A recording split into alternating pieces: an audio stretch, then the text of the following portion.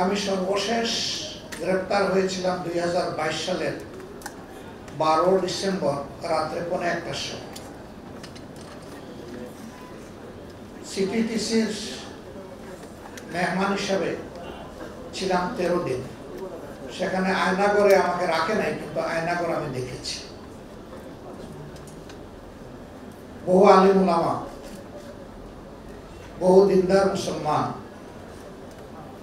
কেউ 14 মাস, কেউ 10 মাস, কেউ 8 মাস, মিনিমাম পেয়েছিলাম 2.5 মাস, তাদেরকে এখানে রাখা হয়েছে। তারা জানে না তারা কোথায় আছে, তারা জানে না তাদের আপনজনরা বেঁচে আছে কিনা, আর তাদের আপনজন জানে না যে ইনারা বেঁচে আছে। মুখ ফুটে কথা বলার কোনো সুযোগ ছিল না, চোখের ইশারায় কথা বলত, হাত তুলে এরকম একে অন্যের জন্য দোয়া ছিল। এরকম একটা শ্বাসরুদ্ধকর পরিবেশ ছিল, বিশেষ করে উলামায়ে কেরামের জন্য। এখানে আলিয়া আর কওমের কোনো বাস বিচার ছিল। যিনি ইলমে দ্বীনের খেদমতে থাকবেন, যারই পছন্দ হয়নি তারই ঠিকানা এরকম হবে। 13 দিনের পরে কোর্টে আবার নেওয়া হলো, কিন্তু আদালতে তোলা হলো না। যে গাড়িতে আমাকে নেওয়া হয়েছিল মনে হয়েছে দুর্দর্শ কোনো সন্ত্রাসীকে গ্রেফতার করা হয়েছে। সোয়াত, র্যাব, এপিবিএন, পুলিশ, 4টা বাহিনীর শতাধিক ফোর্স দিয়ে আমাকে ঘেরাও করে আদালতে নেওয়া। কি মনে করে আর না তুলে আমাকে নিয়ে গেল কেরানীগঞ্জের কেন্দ্রীয় কারাগারে।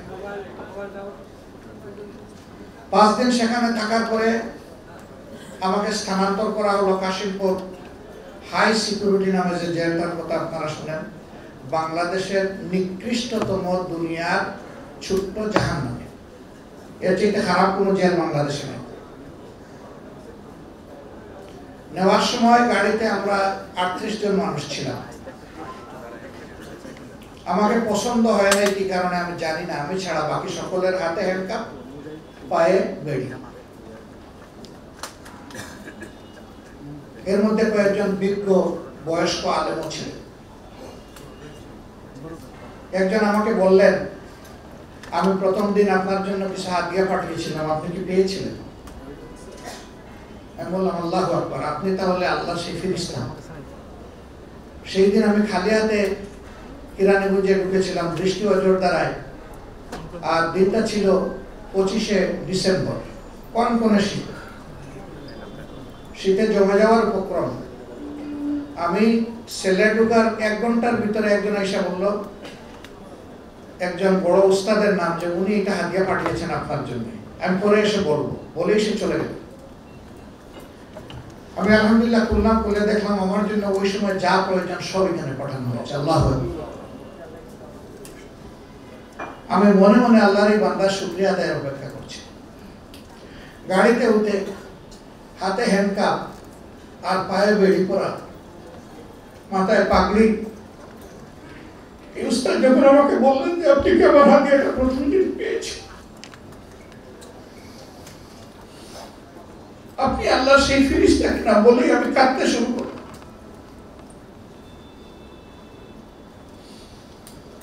আমার যদি শক্তি থাকতো, ওনার পায়ের বেড়ি এনে আমার পায়ে লাগাইতাম, হাতে হ্যান্ডকাপ এনে আমার হাতে পরাতাম। ওই বাসে বসে বসেই শুনলাম উনি দেশের বিভিন্ন জায়গায় 22টা মাদ্রাসা নিজের উদ্যোগে গড়ে তুলেছেন, এবং তিনি শুধু যাত্রাবাড়ি এলাকায় তার মাদ্রাসায় 8 থেকে 8,500 ছাত্রের অভিভাবক। ওর আফসোস হল, আহারে এই মানুষগুলো এই জমিনের গুনাহগারদের জন্য দোয়া হালতে তারা থাকবেন, তাদেরকে মুক্ত থাকার কথা ছিল। আমি ভাবলাম যে এই যে তিনি আমাকে ঋণী করলেন, এই ঋণ আমি পরিশোধ করবো কিভাবে। আমি তাকে চিন্তা করি, তার নামটাও শুনে নাই, জীবনে কোনোদিন দেখি নাই, মোলাকাত করি নাই, সালাম বিনিময় হয় নাই। তিনি কেমনে বুঝলেন যে আমার এগুলা প্রয়োজন? আমি তাকে জিজ্ঞেস করলাম, ভাই আপনি কেমনে বুঝলেন যে আমার এগুলা লাগবে?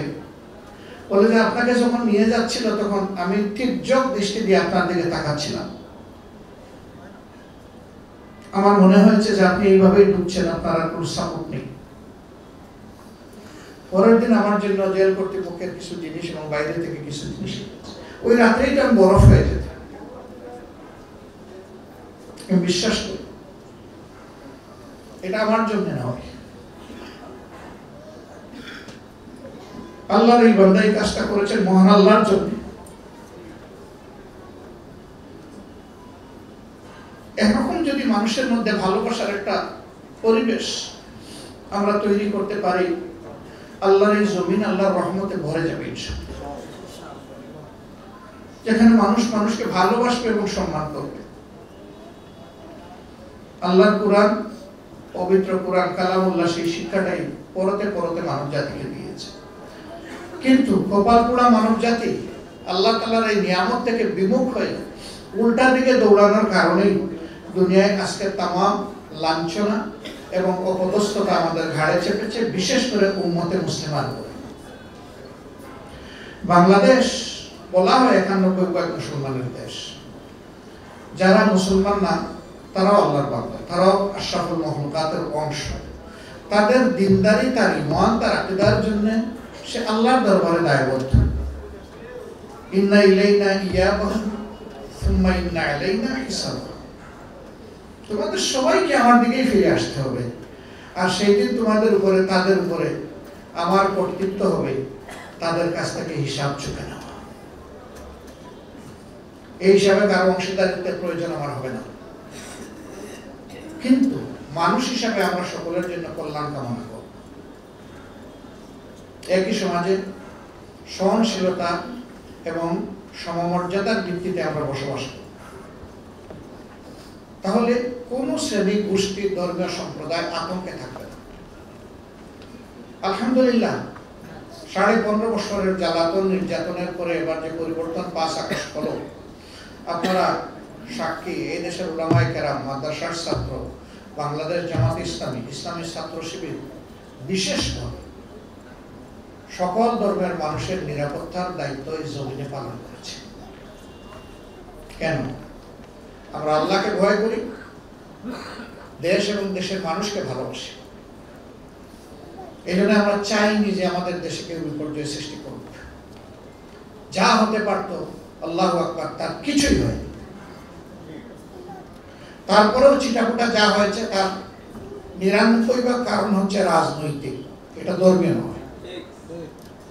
এই 1% যেটা হয়েছে ওইটাও আমরা সমর্থন করি না। আইন কারণ নিজের হাতে তুলে নেওয়া সঠিক নয়, তাহলে সমাজে কোনো শৃঙ্খলা ফিরে আসবে না। এর রমাদান আল্লাহ তাআলা আমাদেরকে দিয়েছেন আমাদের গুনাহ খাতা পড়ে সাই করার জন্য। আল্লাহর হাবিব উঠে দাঁড়িয়েছেন, মিম্বরে যাচ্ছেন, আল্লাহুম্মা আমিন, আল্লাহুম্মা আমিন, আল্লাহুম্মা আমিন বলে বলে। হয় তিনি জিজ্ঞেস করেছেন অথবা উপস্থিত সাহাবায়ে কেরাম তার কাছ থেকে জানতে চেয়েছেন, হে আল্লাহর হাবিব, এমনকি তো আর কোনোদিন করেন নাই, আজকে এই 3 বার আল্লাহুম্মা আমিন বলতে বলতে কেন যাচ্ছে? তিনি বললেন যে জিবরিল আমিন এসে 3টা কথা বলেছেন, 3টা দোয়া করেছেন, আমি তার সাথে সুর মিলিয়েছি। যারা জীবনে রমজান পেল আর নিজের গুনাহ খাতা পড়ে গিয়ে সাই করতে পারলো না, আল্লাহর শ্রেষ্ঠ ফেরেশতা জিবরিল বললেন সে ধ্বংস। আমি বললাম আমিন। যে মা বাপ 2জনকেই পেল বৃদ্ধ বয়সে, বা কমপক্ষে 1জন পেল, কিন্তু তাদের মন করে খেদমতের মাধ্যমে নিজের জান্নাত সহজ করে নিতে পারলো না, আমি বললাম সে ধ্বংস। জিবরিল বললেন সে ধ্বংস, আমি বললাম আমিন। তিনি বললেন জমিনের উপরে এবং আসমানের নিচে সবচেয়ে বড় নিয়ামত সৃষ্টির মধ্যে যিনি, হে নবী, আপনার নাম শোনার সাথে সাথে যে আপনার উপরে সম্মান দেখে দুরূদ পেশ করলো না, সে ধ্বংস। আমি বললাম আমিন। তাইলে এই রমজান কি সুখবার্তা, আনন্দের বার্তা আমাদেরকে নিয়ে এসেছে। মানুষ নফসের দুঃখায়, শয়তানের ওয়াসওয়াসায় ভুল করে ফেলি, গুনাহ খাতা নাফরমানি করে ফেলি। ঈমান এবং ইহতিসাবের সাথে এই রোজা যে রাখবে, আল্লাহর হাবিব বলছেন যে তার অতীতের সকল গুনাহ মুছে ফেলা হবে। এবারকার এই রমজান যেন আমাদের জন্য এই বার্তা নিয়ে আসে। এখানে এতিমদেরকে আমরা দাওয়াত দিয়ে তাদেরকে সম্মানিত করি নাই, আল্লাহু আকবার, আমরা সম্মানিত হয়েছি। আল্লাহর হাবিব মুহাম্মদ রাসূলুল্লাহ সাল্লাল্লাহু আলাইহি ওয়াসাল্লাম আঙ্গুলের সাথে আঙ্গুল চেপে যেটা বলেছিলেন, এইটাই আমাদের আবেগ, যে জান্নাতে আমি আর আমার এতিমরা এরকম। আল্লাহু আকবার। তিনি বলেছিলেন আমিও এতিম, কিন্তু এতিম হয়ে দুনিয়ায় আসে। জন্মের আগেই তো পিতা চলে গেলেন। এই এতিমকে ভালোবাসা, সম্মান করা, এটা আমাদের ইমানের অংশ। এটা সৌভাগ্যের ব্যাপার, এটা সবার কিসমতে হয় না। আপনারা যারা আপনাদের সন্তান তুল্য এতিমদেরকে এখানে নিয়ে এসেছেন, আমি মহান আল্লাহর শুকরিয়া আদায় করার পাশাপাশি আপনাদের প্রতি গভীর কৃতজ্ঞতা আদায় করছি। আমরা গিয়ে গিয়ে আপনাদের মাদ্রাসাগুলোতে ঘুরে ঘুরে যদি তাদের একটু মাথায় চুমু দিতে পারতাম, বড় ভালো লাগতো। সেটা সহজ করে দিয়েছেন আপনারা এখানে আসার মাধ্যমে। এর বিনিময়ে আপনাদেরকে এবং এই আইতাম বন্ধুদেরকে আল্লাহ তাআলা দুনিয়া এবং আখিরাত দুই জায়গায় ইজ্জত বাড়িয়ে দেন। আল্লাহ তাআলা আমাদের জমিনের উপরে রহমত নাযিল করুন, বাংলাদেশের উপরে শান্তির ফয়সালা দান করুন। দিন কায়েমের জন্য আমাদেরকে একদম কলবের সাথে কলব মিলিয়ে উখওয়াত, উলফত এবং মহব্বত আল্লাহ তাআলা আমাদের মধ্যে বেশি বেশি করে দান করুন। হিংসার শেষ চিহ্ন আল্লাহ তাআলা আমাদের মধ্য থেকে খতম করে দিন। বিনয়ের বিপরীতে অহংকার, এই নাপাকি থেকে আল্লাহ তাআলার কাছে শতভাগ আশ্রয় চাই। আল্লাহ বিনয় দিয়ে আমাদের কলকে পরিপূর্ণ করে দিন। সাংবাদিক বন্ধুরা যারা এসেছেন আমাদের প্রেস কভার করার জন্য, আল্লাহর দরবারে দোয়া করি সত্যকে ধারণ করার জন্য আপনাদের অন্তরকে আল্লাহ তাআলা খুলে দিন। সত্যের উপর অবিচল থাকার তৌফিক দান করুন। সমাজের কল্যাণে আপনাদেরকে দায়িত্বশীল ভূমিকা পালন করার তৌফিক দান করুন। কালোকে কালো বলে ধরিয়ে দিয়ে তাকে সংশোধনের জন্য আপনারা যাতে দায়িত্ব পালন করতে পারেন, সেই শক্তি আল্লাহ আপনাদেরকে দান করুন। আবার কারো ভালো দিক থাকলে সেই ভালো দিকটা সমাজে তুলে ধরে যাতে জনগণ ভালো কাজে উৎসাহিত হয়, সেই জন্য আল্লাহ তাআলা আপনাদের জবান, আপনাদের আপনাদের হাতকে আল্লাহ তাআলা আরো মজবুত করে দেন। আবার সবার প্রতি শুকরিয়া আদায় করে, সর্বোপরি মহান আল্লাহ তাআলার দরবারে শুকরিয়া আদায় করে আমার কথা এখানে শেষ করছি। আল্লাহ হাফিজ। আসসালামু আলাইকুম ওয়া রাহমাতুল্লাহি ওয়া বারাকাতুহু। সুবহানাকাল্লাহুম্মা ওয়া বিহামদিকা আশহাদু আল্লা ইলাহা ইল্লা